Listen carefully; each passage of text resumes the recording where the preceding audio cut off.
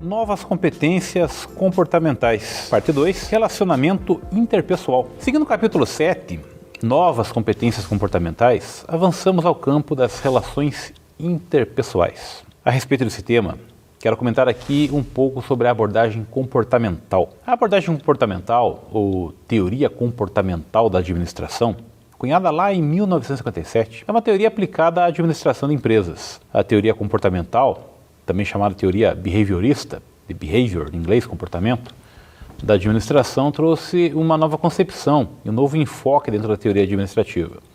A abordagem das ciências do comportamento, ou a Behavior Sciences Approach, o abandono das posições normativas e prescritivas das teorias anteriores, aquelas teorias clássicas das relações humanas e da burocracia, e a adoção de posições explicativas e descritivas. A abordagem comportamental, conhecida como behaviorista, é caracterizada por ser decorrência da teoria das relações humanas.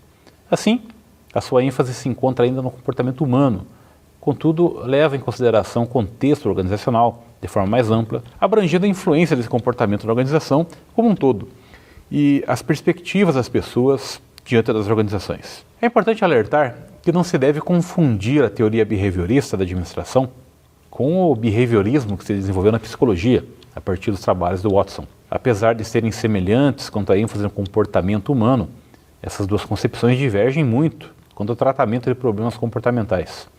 A abordagem comportamental se desenvolveu por volta de 1950 nos Estados Unidos, trazendo novos conceitos e variáveis para a teoria administrativa, principalmente devido ao desenvolvimento de ciências comportamentais e da psicologia organizacional.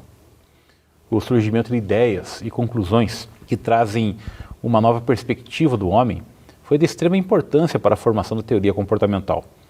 O ser humano passa a ser entendido como um animal dotado de necessidades que vão além do objetivo apenas financeiro, possuindo necessidades gregárias inerentes ao homem.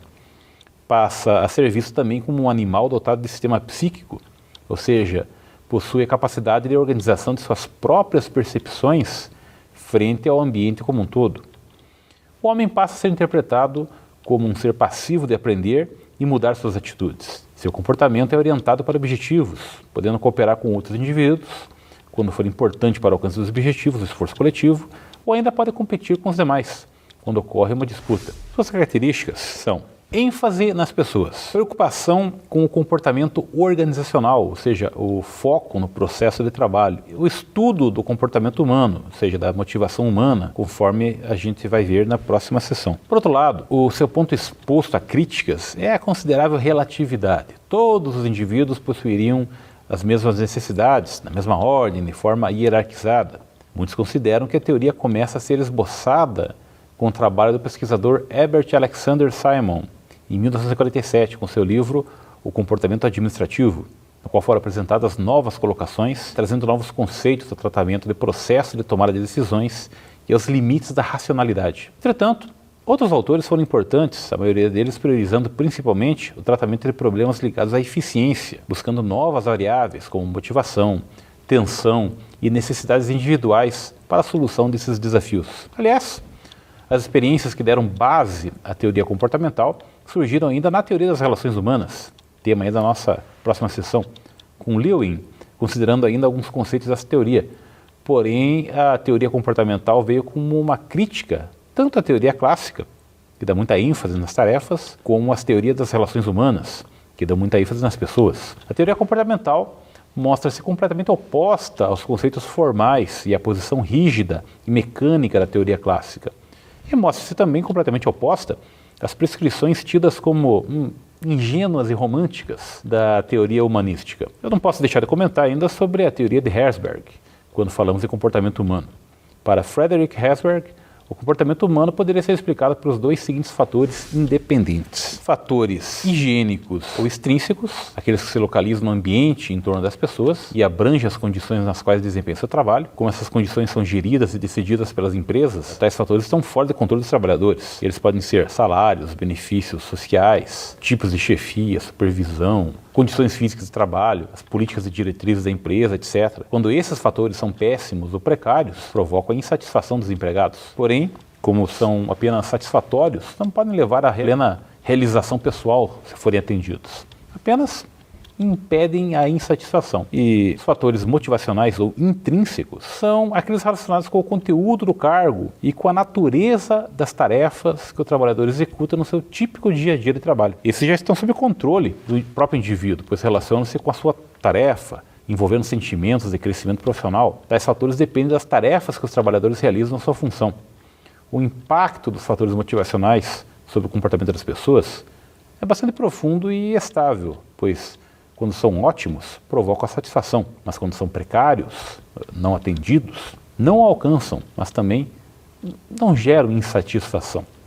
Aliás, Herzberg ainda contribui afirmando que, para o trabalhador continuar sempre motivado, é necessário o enriquecimento do cargo ou da tarefa, que significa ampliar o conteúdo dos cargos, transformando em tarefas complexas, para que o funcionário trabalhe sempre com desafios e possa ter satisfação profissional. O enriquecimento dos cargos pode ser em sentido vertical, substituindo uma tarefa simples por uma mais complexa, ou horizontal, ou seja, com acréscimo de mais atividades, mas no mesmo nível.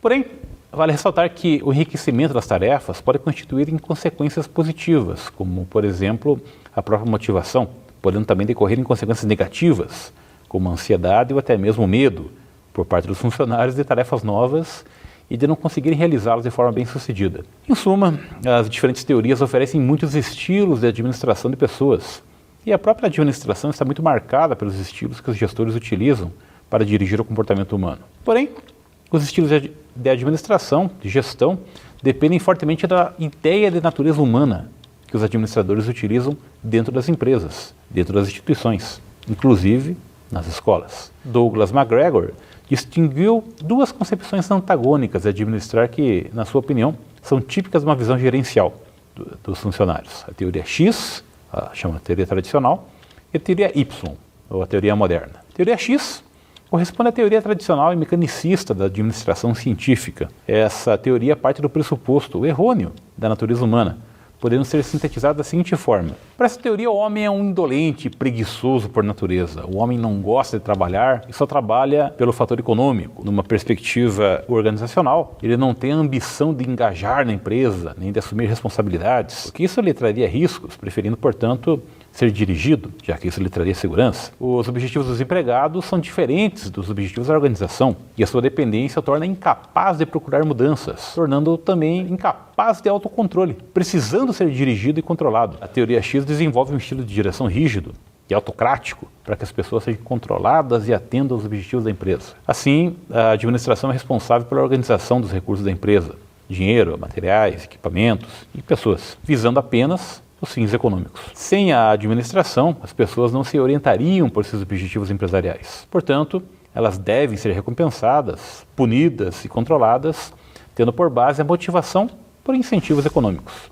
McGregor também formulou a teoria Y. A importância dele foi justamente a formulação de outra teoria, tendo como ponto de partida outra concepção acerca da natureza humana. A teoria Y pode ser sintetizada da seguinte forma: o homem não tem o desprazer de trabalhar. As pessoas não são, de forma inerente, resistente às necessidades das organizações. Elas se tornam assim por sua experiência negativa em outras organizações. O homem tem a capacidade de aprender e de imaginação, e ainda sob certas condições, de procurar responsabilidades. Demonstra-se assim a importância da administração como um meio criador de oportunidades. O homem possui motivações básicas e tem potencial de desenvolvimento, capacidade para a solução de problemas, não estando ligado apenas aos fins econômicos. A teoria Y desenvolve um estilo aberto e dinâmico da administração, a partir de medidas inovadoras e humanísticas. A administração é vista como um meio importante de criar condições para que as pessoas desenvolvam as suas competências e atinjam os objetivos individuais e organizacionais. Assim, é papel dela descentralizar as decisões e responsabilidades a fim de que as pessoas desenvolvam autocontrole e satisfaçam suas próprias necessidades. Essa teoria visa redesenhar os cargos, procurando ampliá-los a partir da extensão de atividades, acabando com a superespecialização de tarefas. Isso permite que as pessoas sintam que estão participando e reconheçam a sua importância na organização. Assim, essa teoria visa também incorporar uma maior participação das pessoas nas decisões e na administração consultiva. Outra medida que a teoria Y incorpora, substituindo medidas anteriormente executadas, é a autoavaliação, na qual as pessoas são impulsionadas a avaliar a sua contribuição para as empresas, assumindo a responsabilidade junto à organização contratante. É isso. A você, bons estudos.